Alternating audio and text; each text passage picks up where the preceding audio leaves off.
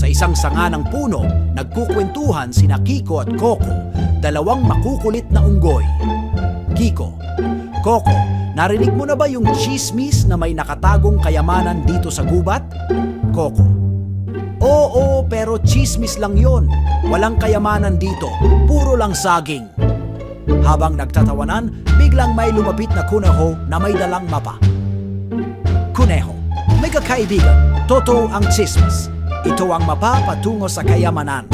Nagkatinginan sina Kiko at Coco at sabay na sumigaw, "Tara na!" Naglakbay sila, dumaan sa mga ilog at bundok. Sa wakas, nakarating sila sa isang malaking puno kung saan naroon ang kayamanan. Kiko: Ako ang unang nakakita, akin ang kayamanan. Coco: Hindi, ako ang dapat magbukas ng kayamanan dahil ako ang mas matalino. Nagagawan sila at sa kanilang pagtatalo, hindi nila napansin na may lumapit na isang matandang unggoy. Matandang unggoy: Mga bata, hindi kayamanan ang mahalaga, kundi ang pagkakaibigan at pagtutulungan. Napahiya sina Kiko at Coco at humingi ng tawad sa isa't isa. Ngunit nang buksan nila ang kayamanan, laking gulat nila dahil puno ito ng mga saging na ginto.